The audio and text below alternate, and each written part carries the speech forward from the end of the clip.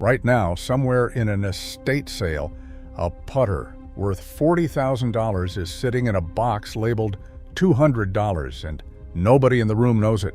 These aren't golf clubs. They're mechanical masterpieces from eras that will never return, and everyone is appreciating. 7 putters, 7 stories, one common thread, finite supply, and infinite demand among those who know. Number 7 started in a garage.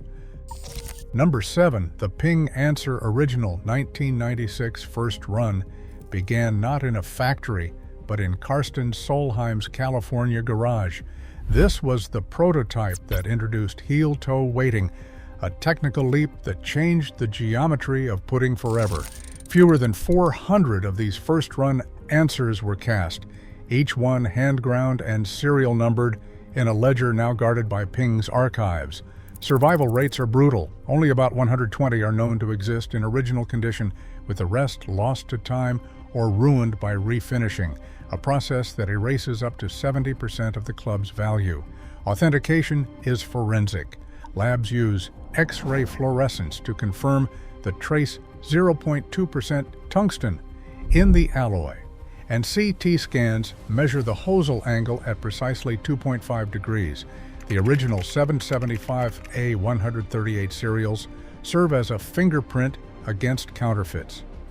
Private sales now reach $12,500 to $14,000, and the compound annual growth rate hovers around 10%, steady but not as explosive as later Player One icons. For collectors, originality is everything. Any restoration or reshafting drops the Anser from legend to mere artifact, a caution that defines the high-stakes world of vintage putters. Number 6, the Arnold Palmer Bullseye 1960 bent shaft is more than a relic, it's a touchstone of championship history.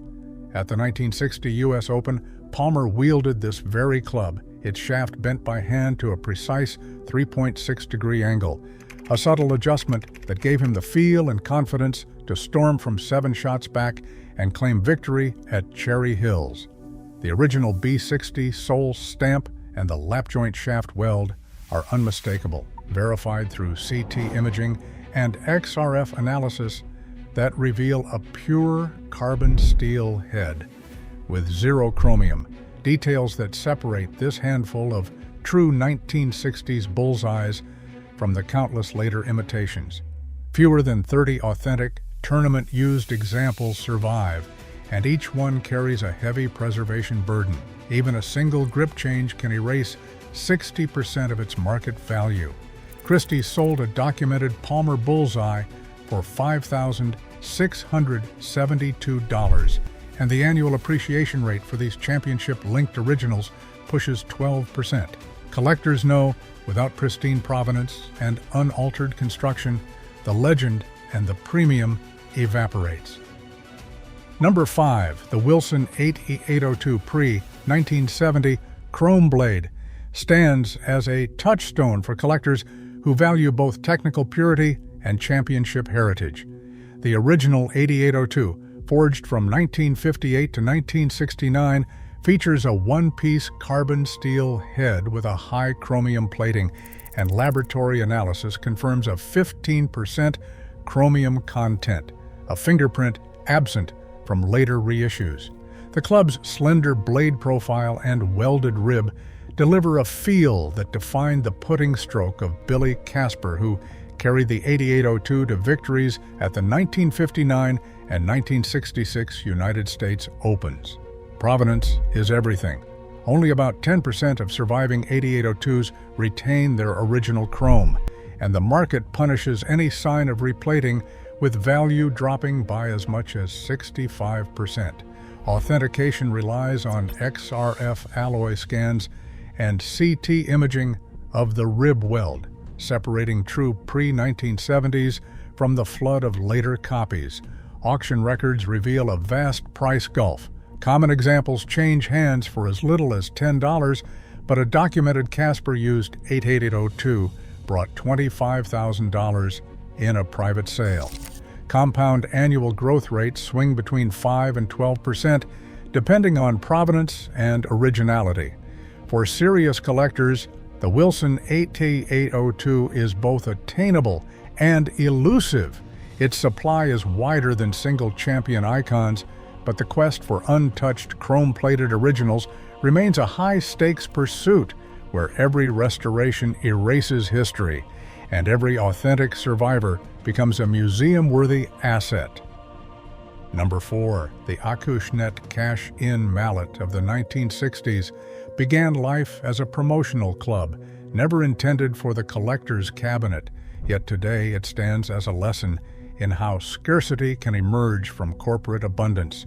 Only 3,200 units left the Acushnet plant, each finished with a high chrome plating that has become a fingerprint for authenticity. X-ray fluorescence confirms a 15% chromium content, a detail that separates originals from later stainless steel imitations.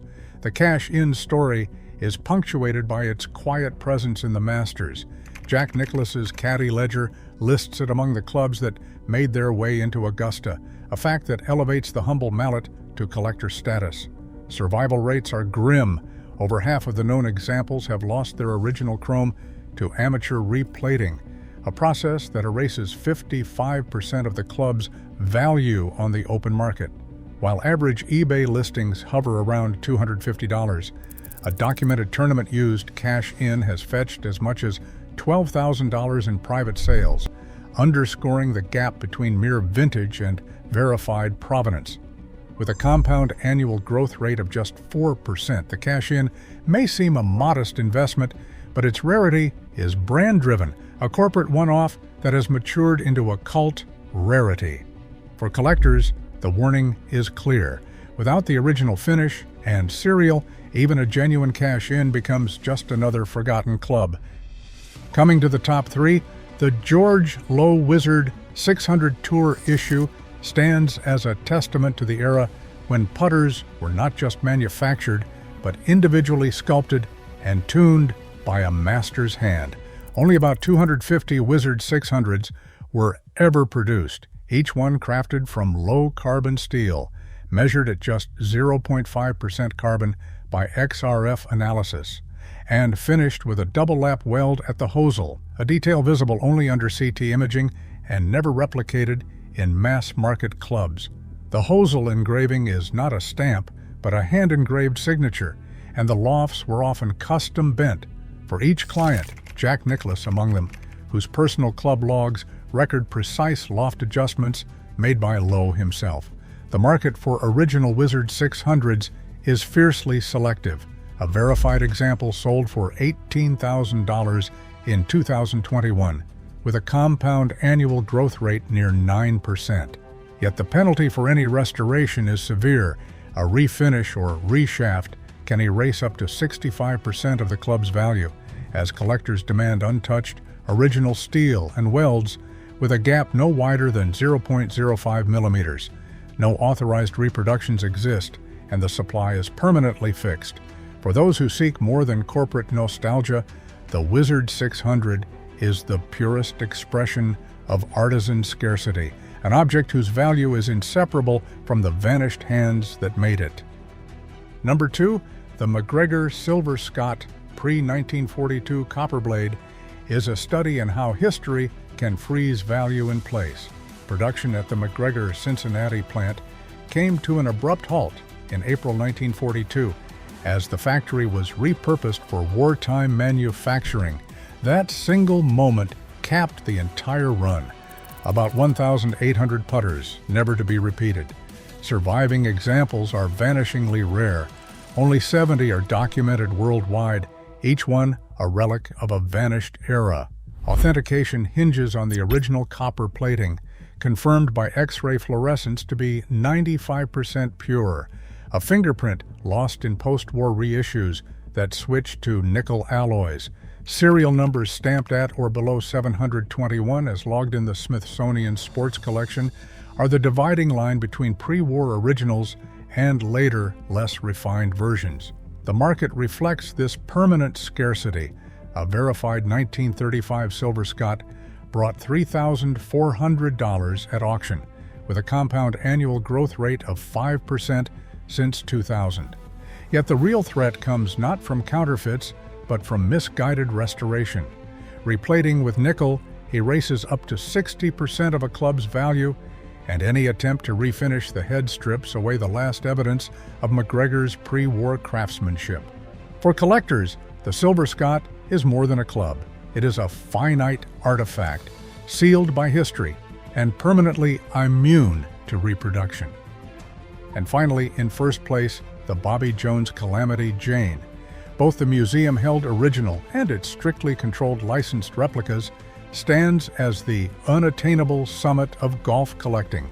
The authentic Calamity Jane, wielded by Jones for his Grand Slam, is locked in permanent custody at the USGA Museum, insured for $1.2 million and never to be offered for public sale. Its presence in the museum's vaults is more than symbolic. It cements the club's status as a national sporting relic beyond the reach of even the most determined private collectors.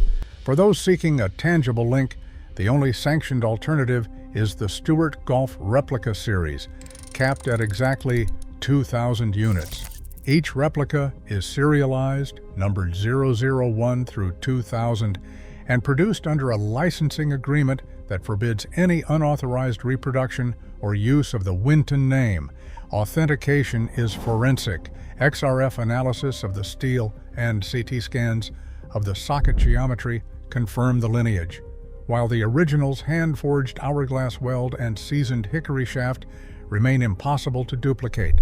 Low-numbered replicas, especially those below serial 050, have achieved auction prices up to $20,000, with an annual growth rate of 8% since the series launched in 2015.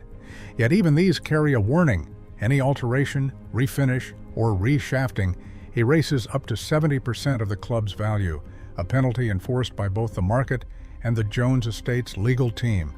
In the end, the Calamity Jane is not just rare, it is, for practical purposes, irreplaceable. Only those who respect the boundaries of provenance, originality, and preservation can hope to claim even a shadow of its legacy. Across all seven, one truth stands. True value lies in originality, unimpeachable provenance, and vanished craftsmanship. Modern replicas may look identical, but only untouched originals from lost eras command lasting reverence and escalating worth. In this world, authenticity isn't a detail, it's the entire difference between artifact and imitation.